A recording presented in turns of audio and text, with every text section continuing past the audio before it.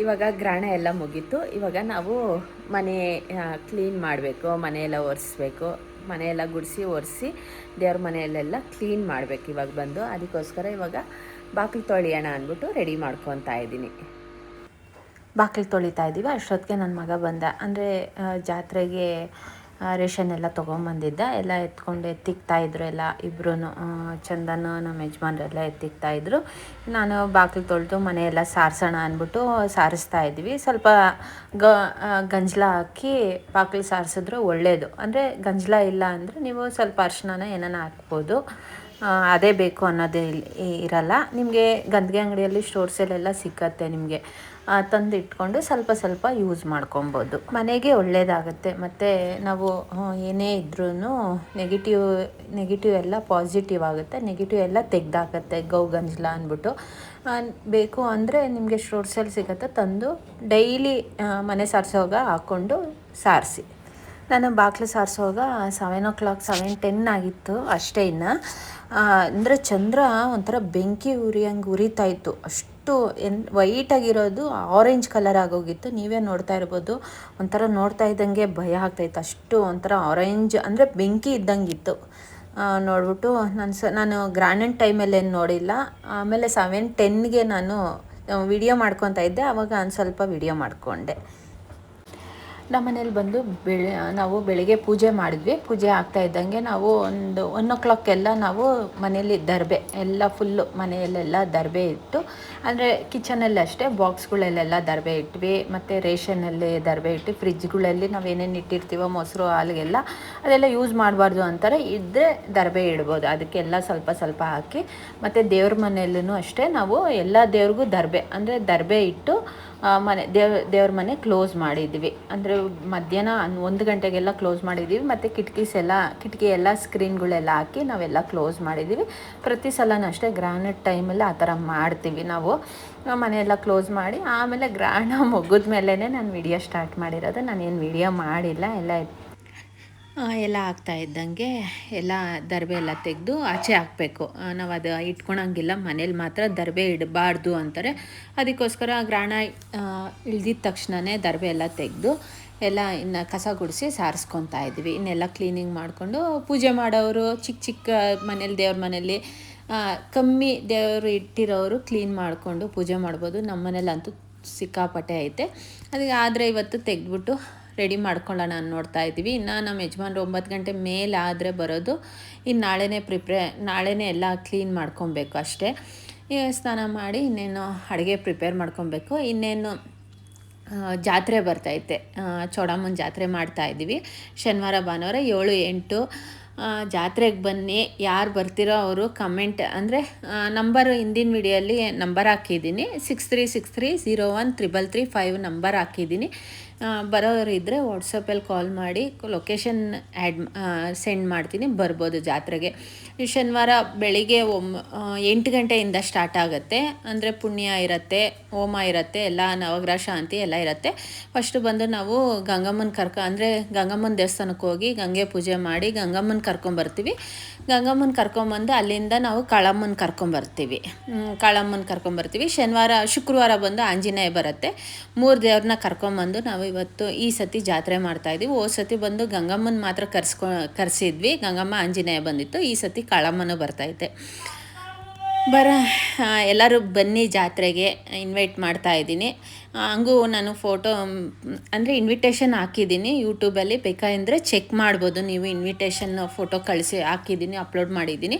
Check ಮಾಡಿ ಯಾರು ಬರ್ತೀರೋ ನನಗೆ ಮೆಸೇಜ್ ಮಾಡಿದ್ರೆ ರಿಪ್ಲೈ ಮಾಡ್ತೀನಿ. ಬೇಕು ಅಂದರೆ ವಾಟ್ಸಪ್ ಕಾಲ್ ಮಾಡಿ ರಿಪ್ಲೈ ಮಾಡ್ತೀನಿ.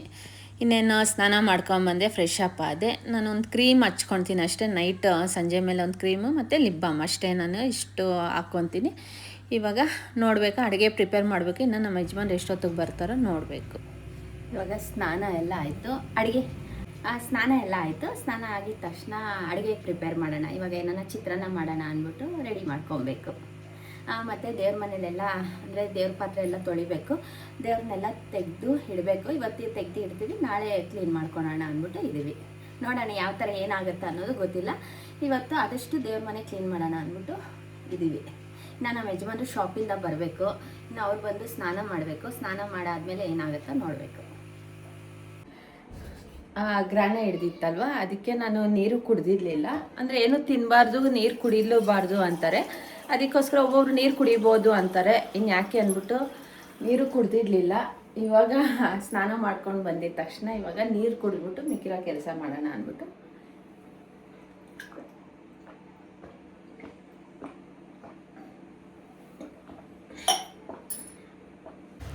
ಹುಳಿ ಚಿತ್ರಾನ್ನ ಮಾಡ್ತಾಯಿದ್ದೀನಿ. ಹುಳಿ ಚಿತ್ರಾನ್ನ ಅಂದರೆ ಹುಣಸೆಹಣ್ಣು ಹಾಕಿ ಚಿತ್ರಾನ್ನ ಮಾಡ್ತಾ ಇರೋದು. ಬಾಣಲೆಯಲ್ಲಿ ಎಣ್ಣೆ ಒಂದು 4ರಿಂದ 5 ಸ್ಪೂನ್ ಅಷ್ಟು ಎಣ್ಣೆ ಹಾಕ್ಕೊಂಡು 1-2 ಸ್ಪೂನ್ ಕಡಲೆಬೀಜ, 1 ಸ್ಪೂನ್ ಉದ್ದಿನಬೇಳೆ, 1 ಸ್ಪೂನು ಕಡಲೆಬೇಳೆ, ಅರ್ಧ ಸ್ಪೂನು ಜೀರಿಗೆ, ಸಾಸಿವೆ ಇಷ್ಟು ಹಾಕ್ಕೊಂಡು ಚೆನ್ನಾಗಿ ಫ್ರೈ ಮಾಡ್ಕೊತೀವಿ. ಹುಳಿ ನಾನು ಒಂದು ನಿಂಬೆಹಣ್ಣು ಗಾತ್ರ ಅಷ್ಟು ಹುಳಿ ನೆನೆಸಿ ಇಟ್ಕೊಂಡಿದ್ದೀನಿ. ಅದು ನೆನಿಬೇಕು. ಒಂದು ಸ್ವಲ್ಪ ಬಿಸಿನೀರೆಲ್ಲ ನೆನೆಸ್ಕೊಬೇಕು.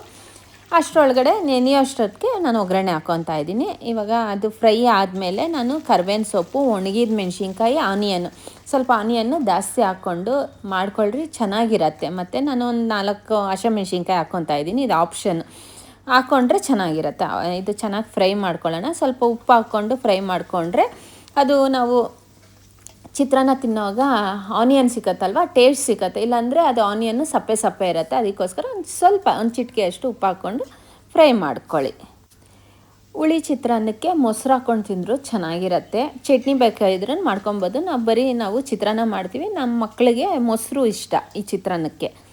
ಆಮೇಲೆ ಇವಾಗ ನೋಡಿ, ನಾನು ಹುಣಸೆಹಣ್ಣು ನೆನೆಸಿಕೊಂಡಿದ್ದೀನಿ, ನಿಂಬೆಹಣ್ಣು ಗಾತ್ರ ಅಷ್ಟು. ಫ್ರೈ ಆಯಿತು.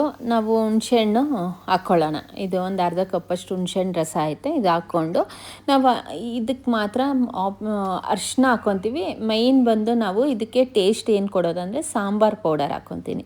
ಒಂದು 1/4 ಸ್ಪೂನ್ ಅಷ್ಟು ಸಾಂಬಾರು ಪೌಡ್ರ್ ಹಾಕ್ಕೊಳ್ಳಿ, ತುಂಬ ಚೆನ್ನಾಗಿರುತ್ತೆ. ನೀವು ನಾರ್ಮಲ್ ಸಾಂಬಾರು ಪೌಡ್ರ್ ಹಾಕ್ದಿರ ನೀವು ಮಾಡಿದ್ರೆ ನಾರ್ಮಲ್ ನಿಂಬೆಹಣ್ಣು ಚಿತ್ರಾನ್ನ ಥರ ಬರುತ್ತೆ. ಇದು ಸಾಂಬಾರು ಪೌಡ್ರ್ ಹಾಕ್ಕೊಂಡ್ರೆ ತುಂಬ ಟೇಸ್ಟ್ ಸಿಕ್ಕತ್ತೆ, ಟೇಸ್ಟು ಬರುತ್ತೆ. ಒಂದು ಅರ್ಧ ಸ್ಪೂನಷ್ಟು ಸಾಂಬಾರು ಪೌಡ್ರು, ನಿಮ್ಮ ಮನೇಲಿ ಯಾವುದು ಸಾಂಬಾರ್ಗೆ ಹಾಕ್ತೀರೋ ಆ ಸಾಂಬಾರು ಪೌಡ್ರ್ ಹಾಕಿದ್ರೆ ಆಗುತ್ತೆ. ರುಚಿಗೆ ತಕ್ಕಷ್ಟು ಉಪ್ಪು ಇಷ್ಟು ಹಾಕ್ಕೊಂಡು 1-2 ನಿಮಿಷ ಅಷ್ಟು ಫ್ರೈ ಮಾಡಿಕೊಂಡ್ರೆ ಸಾಕು. ಜಾಸ್ತಿ ಫ್ರೈ ಮಾಡ್ಕೊಳಕ್ಕೆ ಹೋಗಬೇಡಿ. ಅದು ಉದ್ದಿನಬೇಳೆ, ಕಡಲೆಬೀಜ ಎಲ್ಲ ಮೆತ್ತಗಾಗೋಗುತ್ತೆ. ಅಂದರೆ ಹುಣಸೆಹಣ್ಣಿನ ರಸದ್ದು ಮೆತ್ತಗಾಗೋಗುತ್ತೆ. ಮತ್ತು ಆನಿಯನ್ಗೆ ಎಲ್ಲ ಹುಳಿ ಎಲ್ಲ ಎಳ್ಕೊಂಬಿಡತ್ತೆ. ಅದಕ್ಕೋಸ್ಕರ ಸ್ವಲ್ಪ 1-2 ನಿಮಿಷ ಫ್ರೈ ಆಗ್ತಾಯಿದ್ದಂಗೆ ಸ್ಟವ್ ಲಾಸ್ಟಲ್ಲಿ ಕೊತ್ತಂಬರಿ ಹಾಕ್ಕೊಂಡು ಸ್ಟವ್ ಆಫ್ ಮಾಡ್ಕೊಂಬಿಡಿ. ಚಿತ್ರಾನ್ನದ ಗೊಜ್ಜು ರೆಡಿ ಆಯಿತು. ನೀವು ಫ್ರಿಜ್ಜಲ್ಲಿ ಅಷ್ಟೇ ಎತ್ತಿಟ್ಕೊಂಡು ಕಲಿಸ್ಕೊಂಡು ತಿನ್ಬೋದು, ಚೆನ್ನಾಗಿರುತ್ತೆ, ತುಂಬ ಚೆನ್ನಾಗಿರುತ್ತೆ. ಇವಾಗ ನಾನು ಅನ್ನ ಮಾಡಿದ್ದೀನಿ, ರೈಸ್ ಆಗೈತೆ. ಇವಾಗ ಚಿತ್ರಾನ್ನ ಕಲಿಸ್ಕೊಂಡು ತಿನ್ನಬೇಕು. ಬಿಸಿ ಬಿಸಿ ಮಾಡ್ಕೊಂಡು ತಿಂದರೆ ತುಂಬ ಚೆನ್ನಾಗಿರುತ್ತೆ.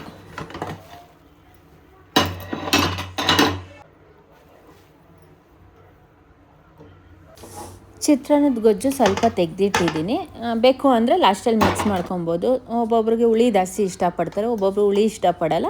ಅದಕ್ಕೋಸ್ಕರ ಸ್ವಲ್ಪ ನಾನು ಅಂದರೆ ಚಿತ್ರಾನ್ನದ ಗೊಜ್ಜು ತೆಗ್ದಿಕ್ಕೆ ನಾನು ಅನ್ನ ಕಲಿಸ್ತಾ ಇದ್ದೀನಿ. ಬೇಕು ಅಂದರೆ ಆ್ಯಡ್ ಮಾಡ್ಕೊಬೋದು ಅಂದ್ಬಿಟ್ಟು ಬಿಸಿ ಬಿಸಿ ಅನ್ನಕ್ಕೆ ಕಲಿಸ್ಕೊತೀನಿ. ಉಪ್ಪು ಹಾಕ್ಕೊಳ್ಳಿ.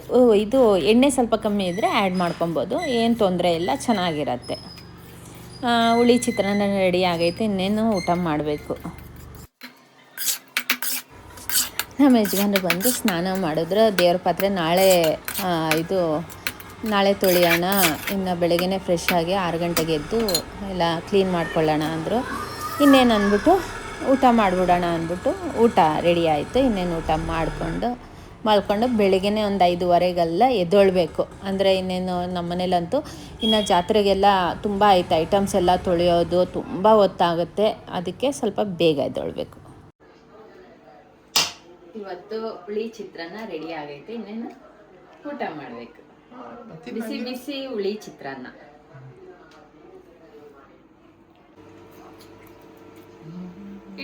ಎಳ್ಕೋ ತಟ್ಟೆನ.